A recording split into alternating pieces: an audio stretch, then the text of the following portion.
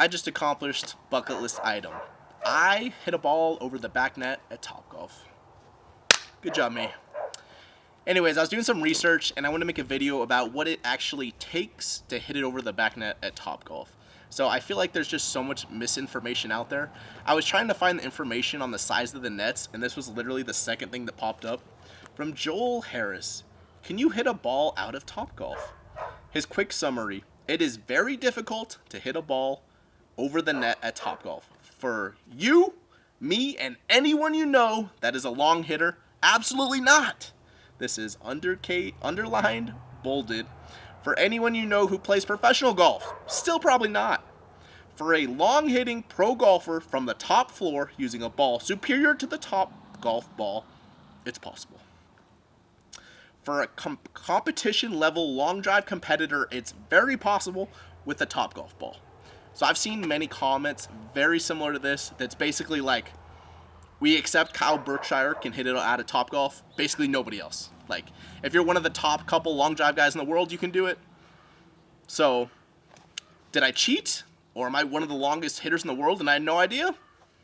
Okay, let's go over the first one. Did I cheat?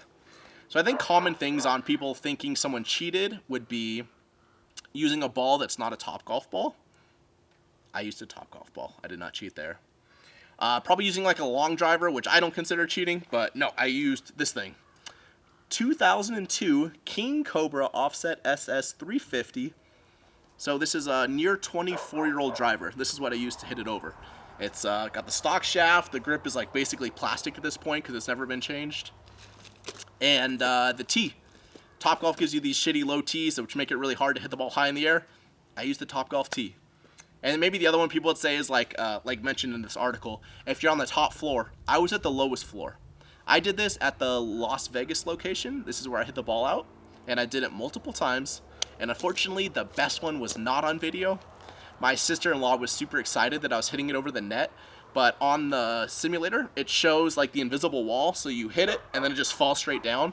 So she asked the guy that works there, she goes, does it show you when you hit it out? And the guy goes, nobody hits it out. She goes, he just did it like 10 times. And as he's watching, I hit my best one of the day, which unfortunately is not on film, but it's like so clear as day out. And he goes, oh my God, he just did it. Like, it was kind of funny to see a guy that works there. Like, he's basically never seen it done. So it's not common, and we'll break it down why. And why you also don't need to be the longest hitter in the world to do it. So my balls that were doing it were about 155 mile an hour ball speed and like pretty well hit. So by well hit, I mean like the proper height and spin you would need to get over the back.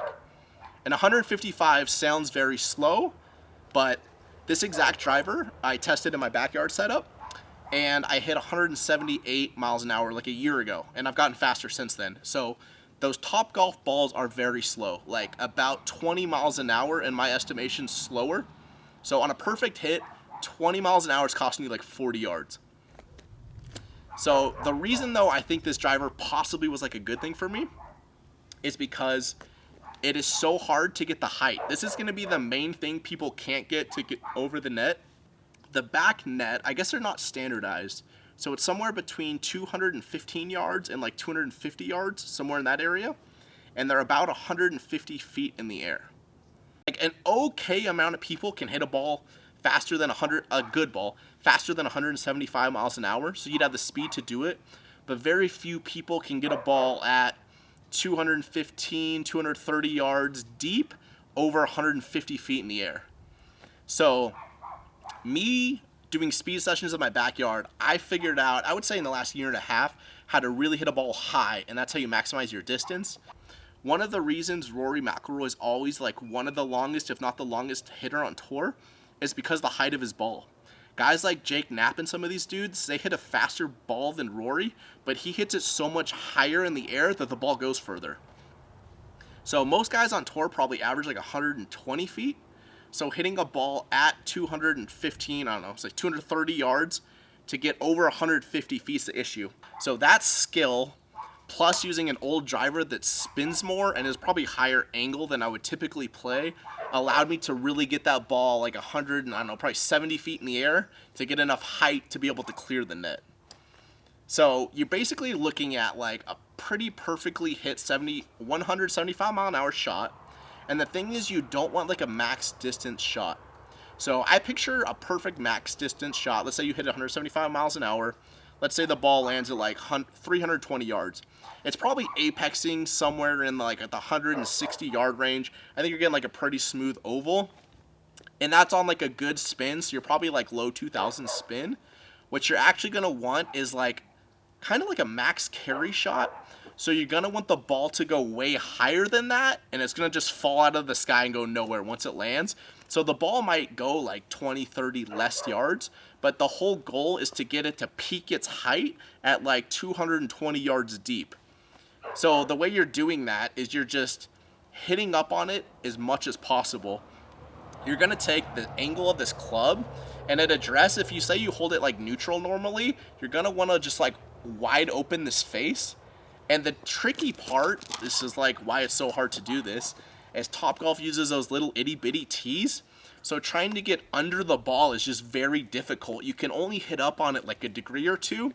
So if you hit up on it, say 2 degrees, which is probably a great swing, and then you add some loft to this. So this is 9. So if I can add like 2 or 3 degrees loft as I'm swinging at it, I can get like an attack angle of like 13 or 14, which like might put you in the ballpark to hit it over. But if you're hitting down on the ball at all, it's just not going to get high enough. So the main reason I would say most people can't do it that have good club head speed, good swing speed, good ball speed, is they just can't hit the ball high enough in the air. So I just wanted to break down a video of what I thought it took. Because like I said, I've seen these things out there where like the top long drive guys can do it and nobody else. That's it. That's the only people.